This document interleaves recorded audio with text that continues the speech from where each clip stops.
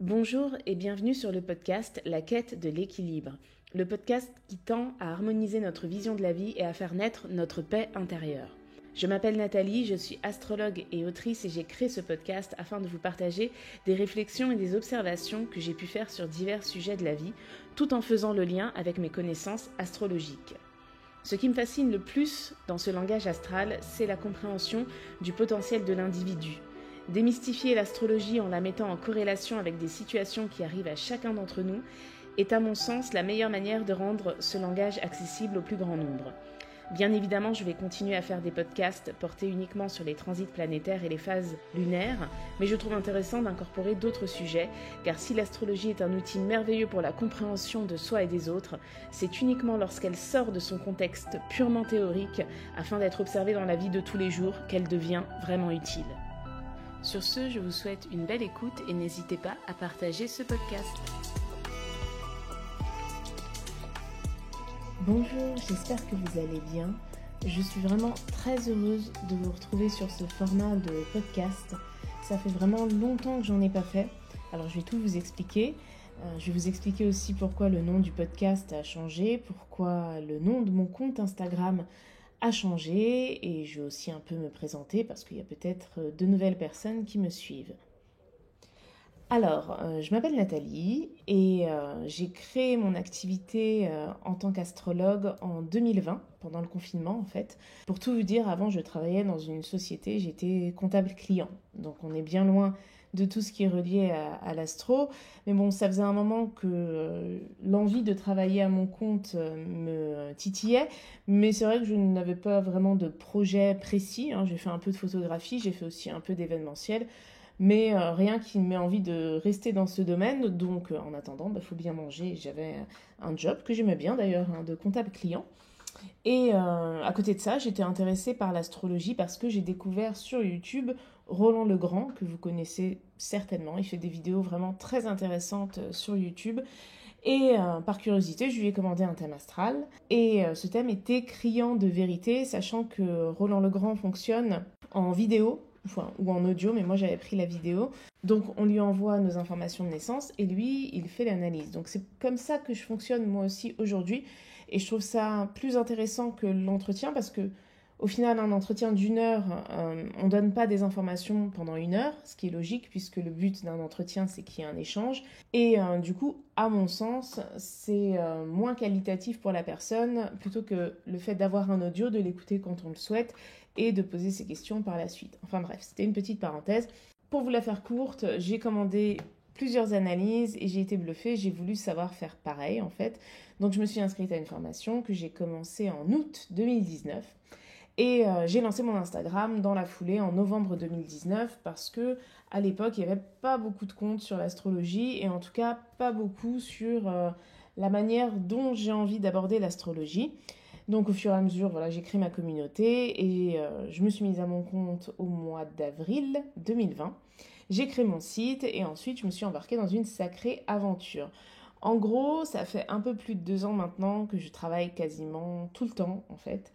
Alors pas vraiment 2 ans parce que depuis le mois de mai de cette année, j'ai pris des vacances. Mais c'est vrai que ça a été un rythme quand même assez intense parce que j'ai tout appris sur le tas, la création de contenu, la gestion d'une entreprise, le fait de faire beaucoup d'analyses, même trop, j'en ai accepté trop, notamment à Noël dernier où j'ai voulu faire plaisir aux personnes qui souhaitaient avoir leurs analyses et j'en ai accepté beaucoup trop. Parce que par la suite, il m'est arrivé des choses. Hein, parce qu'en ce moment, je pense que je ne suis pas la seule à qui il arrive des choses. 2021-2022, ce sont quand même de sacrées années et j'ai eu un Covid très très foudroyant, on va dire, qui m'a vraiment clouée pendant presque 2 mois au final. Et ensuite, j'ai enchaîné sur des choses personnelles, dont un déménagement. Donc tout ça pour vous dire que l'année 2022 n'a pas du tout commencé comme je l'avais imaginé. Et à force de travailler, je me suis aussi créé des opportunités. Donc c'est-à-dire que moi qui n'ai jamais écrit un livre avant tout ça, j'ai eu des propositions. Donc déjà en fin 2021, j'ai sorti un hors-série avec Téléstar, un hors-série sur l'astrologie, sur les énergies du zodiaque. Et par la suite, j'ai signé plusieurs contrats d'édition pour des sorties de livres en 2023. Donc je me suis retrouvée en surmenage. Alors je vous raconte tout ça, c'est vrai que c'est pas vraiment relié à l'astro, mais c'est toujours intéressant, je pense, de comprendre l'envers du décor. Et puis j'ai beaucoup de questions à ce sujet sur Instagram. Mais en tout cas, j'ai accepté beaucoup de projets que je suis très heureuse d'avoir pu mener à bout. Mais ça, plus la charge de travail, plus le stress, parce que ça a été un début d'année assez stressant, mais il y a des choses qui sont passées à la trappe, dont les newsletters et le podcast. Parce que je n'avais vraiment pas le temps de faire des analyses de nouvelles lunes et de pleines lunes à chaque fois. Enfin, j'aurais pu les faire, mais ça aurait été mal fait et je préfère ne rien faire plutôt que de mal faire les choses. Donc en tout cas, voilà, ça c'est pour vous expliquer pourquoi le podcast a été absent depuis si longtemps, parce que je crois qu'en 2022, j'ai dû en faire que 2, il me semble. Et maintenant, je vais vous expliquer pourquoi le podcast a changé de nom. Alors, la quête de l'équilibre, j'ai mis du temps à trouver le nom de ce podcast, vraiment. Mais je pense que ça résume bien la chose, parce que au final, c'est quelque chose qu'on cherche tous, sans forcément mettre le mot dessus. Donc déjà, il faut savoir que je suis ascendant balance. La balance en astrologie, c'est un signe qui symbolise justement l'harmonie, qui symbolise l'équilibre. Et cette notion, ce qu'elle veut nous dire, à mon sens, c'est qu'il n'y a pas de bien et de mal. Il y a juste une question de dosage, au final. Et je pense que même les choses dites positives, par exemple, si on prend l'exemple de la gentillesse, par exemple, qui va nous dire que être gentil, c'est mal? Personne ne nous le dira. Mais est-ce que être trop gentil, excessivement gentil, sans condition, tout le temps, en mettant de côté la réflexion, l'analyse, juste parce qu'il faut être gentil, est-ce que c'est bien? Et à l'inverse, être méchant, est-ce que c'est toujours mal? Bien évidemment que si on demande aux gens dans la rue, si on fait un micro-trottoir, est-ce que être méchant c'est mal? Tout le monde va nous dire, oui, c'est pas cool d'être méchant.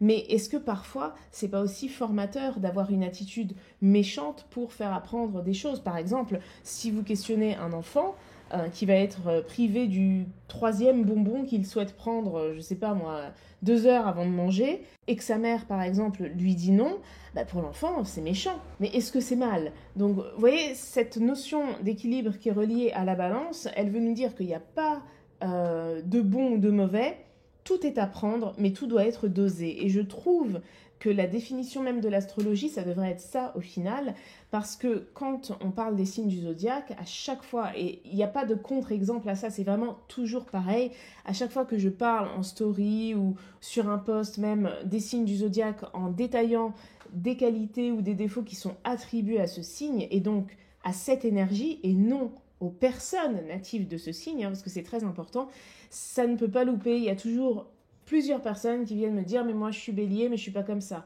Mais moi je suis tel signe, mais je suis pas comme ça. » C'est faux. Mais en fait, c'est pas faux, c'est l'essence même du signe. Et ce qui fait la personnalité, c'est l'équilibre que chacun d'entre nous a vis-à-vis de tous les signes au final. Donc j'ai écrit un livre sur ça qui s'appelle Bienvenue en astrologie. Alors à l'heure où sort ce podcast, il n'est pas encore sorti, mais vous pouvez le précommander sur Amazon.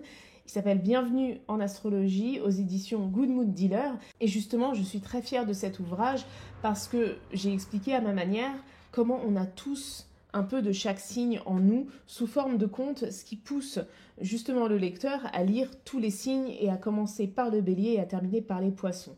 C'est-à-dire que si on est Capricorne, on ne commence pas à lire le chapitre sur le Capricorne parce que ça n'a pas de sens. Parce qu'au final, on a tous chaque signe en nous. Et c'est vraiment très important. Et je trouve que justement la balance, qui d'ailleurs est le premier des signes impersonnels, parce que les signes se divisent en 6. Enfin, ils se divisent en 6 par rapport au fait d'être personnel ou impersonnel. Ils se divisent en 4 par rapport aux éléments. Ils se divisent en 3 par rapport au mode. Donc il y a plusieurs manières de diviser les signes astrologiques. J'en parlerai dans des podcasts. Mais en tout cas, la balance, il faut savoir que c'est le premier signe qui symbolise le rapport à l'autre. C'est le signe qui est opposé au bélier, qui lui est le premier signe du zodiaque, qui nous parle d'individualité. En gros, pour faire court, en bélier, on existe, on est, parce que c'est le premier signe, c'est le signe qui parle de la naissance quand même. Et en face, en balance, on est avec les autres. On commence à interagir avec les autres, on commence à s'associer avec les autres. On se fait des collaborateurs, on se fait des ennemis, on se fait des amis. C'est vraiment le début de l'association, de la vie avec l'autre. Donc, j'ai décidé d'appeler ce podcast comme ça parce que je trouve que, au final, dans notre vie, tous les débats qui peuvent exister, que ce soit la politique. Mais alors la politique, c'est le meilleur exemple, hein. D'ailleurs, la politique, c'est quelque chose de très balance, puisque la balance, elle symbolise la diplomatie. C'est trouver des solutions pour que tout le monde vive bien. Alors, c'est pas les mêmes solutions pour tout le monde, parce que personne n'est d'accord, c'est pour ça qu'il y a des avis qui sont divergents, mais le but de la politique, de la diplomatie, c'est ça. Lorsque l'on a des réflexions sur les relations entre les gens, sur les relations de couple, etc., il n'y a personne qui va vous dire « mais je me suis fait cette réflexion dans le but de foutre le bordel dans toutes les relations humaines ». Non, le but, c'est toujours de trouver une forme d'équilibre, en fait. Et si vous regardez dans votre vie, les questions que vous vous posez, les débats, les conflits même que vous avez avec n'importe qui, c'est toujours pour trouver une forme d'équilibre et surtout pour tendre vers ce que vous estimez être juste. Et la justice, banco, c'est aussi représenté par la balance. Donc je trouvais que le titre de ce podcast était vraiment parfait par rapport à la vision que j'ai de l'astrologie, par rapport au fait que la vie est un éternel apprentissage et une éternelle quête de justice. Maintenant, chacun a sa définition de ce qui est juste et de ce qui ne l'est pas, et c'est ça qui, au final, est quand même très intéressant. Donc ce podcast, il s'appelle comme ça parce que, à mon sens, alors en tant qu'ascendant balance, je pense que c'est logique peut-être aussi, mais à mon sens, c'est vraiment ce que l'on fait tous les jours, être en recherche, en quête d'équilibre. Et comme ce podcast, j'ai pas envie qu'il soit centré uniquement sur des définitions brutes, reliées à l'astrologie. Par exemple, les cancers sont comme ça, les sagittaires font cela, les ascendants lions pensent plus comme cela, les Vénus en taureau aiment de cette manière-là, etc. Enfin, j'ai envie de sortir de tout ça, même si, bien évidemment, hein, je ne sais pas si vous écoutez ce podcast juste par curiosité, juste par envie d'apprendre des choses ou parce que vous vous formez en astrologie. Bien sûr que quelqu'un qui cherche à se former en astrologie, il a besoin d'apprendre les bases, hein, si je puis dire. Mais ensuite, je trouve que c'est ça qui fait aussi l'intérêt de ce langage, c'est que selon le traducteur, donc selon l'astrologue, eh bien, ça peut prendre différentes visions. Et c'est ça qui est intéressant. Et en tout cas, moi, ma vision, c'est que l'astrologie soit concrètement utile. Et pour qu'elle soit utile, il faut que les gens la comprennent, hein, parce qu'il y a beaucoup de personnes qui ne comprennent rien à l'astrologie, soit parce que tout simplement elles n'ont pas envie d'en entendre parler, et ça c'est ok, soit parce que l'astrologie est présentée d'une manière trop mystique, trop compliquée. Alors je suis pas en train de dire que c'est simple, hein, parce que comme je vous l'ai dit, j'ai beaucoup travaillé pour tenter quand même de maîtriser pas mal le sujet, donc oui c'est beaucoup de travail, mais ça peut être formulé d'une manière beaucoup plus accessible au final. On peut dédramatiser tous les mots compliqués qui sont uniquement là, il ne faut pas l'oublier, pour retranscrire des choses que les humains vivent. Et je trouve qu'en parlant des choses vécues, en parlant des situations, en parlant de réflexions, pour les amener par la suite vers l'astrologie, ça parlera plus facilement au plus grand nombre. Donc, première chose, pour rendre l'astrologie utile, il faut la rendre compréhensible. Et ensuite, il faut diffuser cela. Et je trouve que le podcast est un bon moyen de diffusion. Parce qu'au travers d'un post Instagram, c'est que de l'écrit. Après, ça me demande aussi beaucoup de temps pour répondre aux questions des gens. Alors, je le fais avec plaisir, mais ma communauté a grandi et il n'y a toujours que 24 heures dans une journée. Donc, je ne peux pas toujours répondre à tout le monde. Et je trouve que le podcast est une manière plus fluide, en fait, pour expliquer les choses. Donc au travers de ce podcast, bien évidemment, on va parler de sujets variés. Je suis en train de préparer le prochain podcast qui sera sur le sujet du sacrifice. Donc la notion de sacrifice sous toutes ses formes, avec sa définition en astrologie. Et il y aura bien évidemment aussi des podcasts sur les événements planétaires, les transits planétaires, les grandes conjonctions, les grands changements de signes. Je pense notamment à 2023, avec la première incursion de Pluton dans le signe du Verseau, avec l'entrée de Saturne dans le signe des Poissons. Et au travers de ce podcast, je parlerai aussi des phases lunaires. Donc je vais essayer dès le mois d'août de faire un podcast pour chaque nouvelle lune et chaque pleine lune, surtout chaque nouvelle lune en premier. Et par la suite, je ferai aussi des sondages pour voir de quoi vous avez envie qu'on parle. En tout cas, le but de ce podcast, c'est vraiment que ce soit un moment d'apprentissage, de partage, où vous me faites des retours sur le sujet en question, que ce soit au travers de commentaires sur YouTube, parce que le podcast sera aussi sur YouTube, que ce soit au travers de stories Instagram, etc. Le but, c'est vraiment de pousser la réflexion plus loin, tout en gardant, si je puis dire, cette connotation reliée à l'astrologie, puisque comme je l'ai dit, je vais me répéter, mais je trouve que c'est important de le redire, l'astrologie est là pour expliquer des choses qui sont vécues par les humains. Donc si on parle d'abord de notre vécu pour le retranscrire en astrologie, déjà ça peut permettre aussi une meilleure compréhension, pour les personnes qui sont en train d'apprendre. Et puis pourquoi pas, peut-être que ça aidera des sceptiques aussi à mieux comprendre ce langage, parce que j'insiste, pour moi l'astrologie, je ne crois pas en Saturne ou en Jupiter ou en l'astrologie, c'est loin d'être une croyance, en fait, c'est une sorte de langage qui doit être décrypté et qui peut avoir plusieurs interprétations. L'astrologie, si vous voulez, ça me fait penser à la musique, c'est très complexe à déchiffrer, et puis ça peut être joué de plusieurs manières. Vous prenez une partition, déjà, pour jouer, je sais pas, on va prendre par exemple la lettre à Élise de Beethoven, vous mettez la partition devant quelqu'un qui n'a jamais fait de solfège, je pense que la personne ne comprend pas grand-chose. Ensuite, ça se travaille, et tous les pianistes du monde qui ont joué ce morceau ne l'ont pas joué de la même manière, parce qu'il y a toujours une touche personnelle. Et en fait, l'astrologie, pour moi, c'est vraiment ça, en fait. Ça peut s'apparenter, si je puis dire, entre guillemets, à la musique peut-être du ciel, mais en tout cas, je suis aussi fascinée d'astronomie. Je trouve ça dingue ce qui se passe dans le ciel, et plus je fais des analyses de thèmes, plus je me dis, mais quand même, au bout d'un moment, ça peut pas être le hasard, quoi. Parce que les personnes, je ne les connais pas, elles me donnent juste leur information de naissance, parfois j'ai même pas leur nom, donc vraiment, c'est quand même assez magique, on va dire. Donc j'espère que cette introduction au podcast vous a plu. J'ai vraiment très très hâte de pouvoir enregistrer les prochains épisodes, notamment celui sur la pleine lune qui aura lieu dans le signe du Verseau. Donc ensuite, pourquoi mon compte Instagram a changé de nom ? Alors, tout ça, c'est par rapport aux divers projets que j'ai, parce que maintenant, j'écris des articles de manière régulière et j'écris des horoscopes mensuels pour le site Fourchette et Bikini. Je travaille actuellement sur un projet dont je ne peux pas encore vous parler, et j'ai des ouvrages qui vont sortir. Donc j'ai mon livre Bienvenue en astrologie, qui a une partie romancée, une partie d'exercice pour mieux comprendre son thème astral, qui sort le 25 août aux éditions Good Mood Dealer.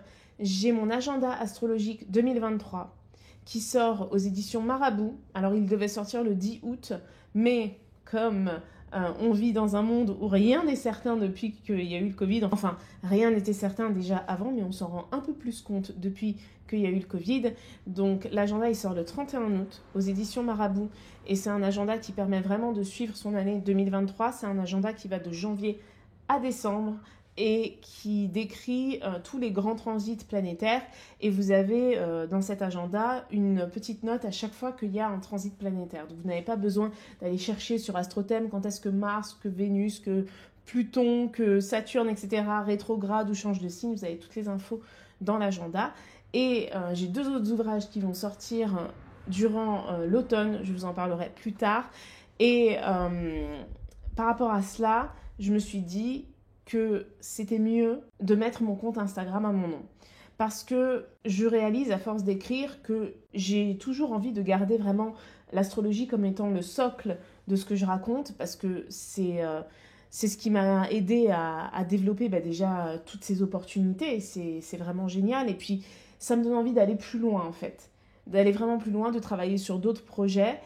Et je trouve que c'est mieux d'avoir un Instagram à mon nom, parce qu'au final, si j'ai envie de vous parler d'autre chose qui n'est pas forcément directement liée à l'astro, eh bien je peux le faire.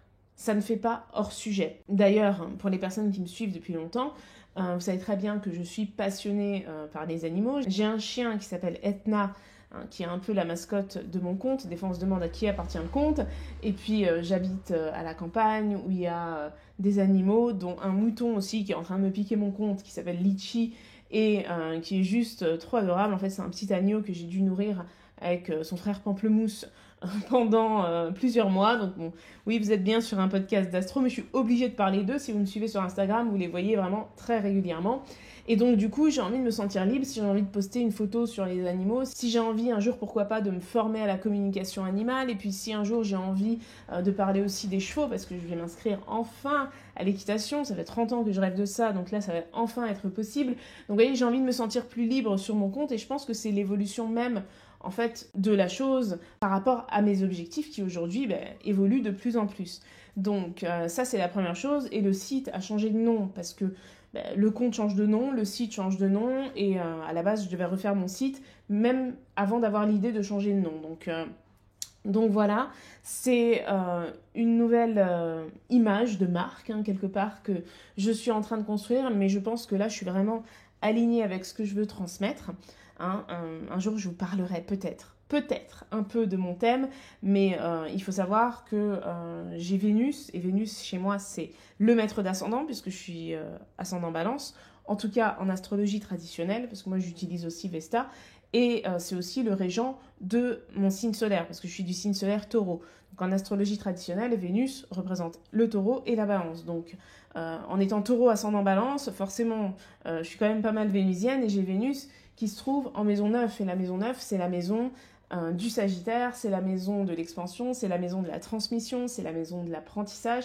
Et en fait, je réalise que j'ai envie de transmettre beaucoup plus de choses que uniquement l'astro. Et si c'est l'astrologie qui a pu m'ouvrir les portes pour tout cela, c'est génial. Après, bien évidemment, comme je vous l'ai dit, moi je continuerai à faire des podcasts uniquement sur les transits planétaires, uniquement sur les phases de nouvelle lune, de pleine lune, etc.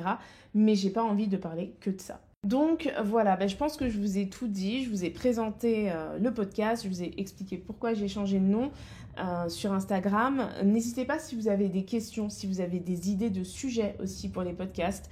J'en ai plusieurs déjà qui me travaillent, mais qui sont assez longs à monter parce que ce sont des choses assez spécifiques. Mais vraiment, n'hésitez pas à partager ce podcast, n'hésitez pas à le noter aussi sur iTunes, parce que je crois qu'il n'y a que sur iTunes qu'on peut noter un podcast. Il me semble que sur Spotify et Deezer, on ne peut pas. En tout cas, sur YouTube, n'hésitez pas à laisser des commentaires, poser des questions, partagez-le. J'y répondrai avec plaisir dès que je peux en tout cas.